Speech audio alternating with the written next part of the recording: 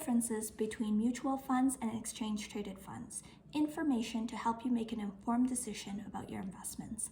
Hi Wealth Warrior, Sherry here from Wealth Evolution, a Canadian financial literacy firm focused on money mindset and financial education. We specialize in giving growth-minded and driven Canadians the tools, system, and education that clarifies their path to freedom, because no one should have to choose between their joy and their job. Let's start with mutual funds. Mutual funds are investment vehicles that pulls money from multiple investors to invest in a diversified portfolio made up of bonds, stocks, and other security. It's like a basket of funds. Mutual funds are actively managed by portfolio managers that makes decisions on behalf of the fund. On the other hand, exchange-traded funds, ETFs, are similar to mutual funds that they're made up of a basket of securities, but they're passively managed.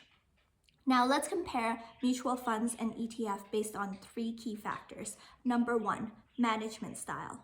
Mutual funds are actively managed, meaning fund managers make investment decisions to outperform the market. Exchange-traded funds, on the other hand, are passively managed and aim to replicate the performance of a specific index. Number 2, fees. Mutual funds typically have higher fees due to active management, while exchange-traded funds generally have lower fees because they're passively managed. Number 3, trading. Mutual funds are priced at the end of the trading day, while exchange-traded funds can be bought and sold throughout the day at market price.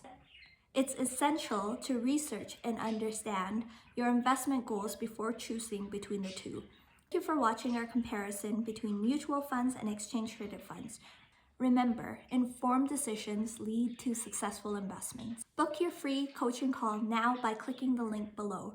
Remember, the more that we talk, the more that we learn.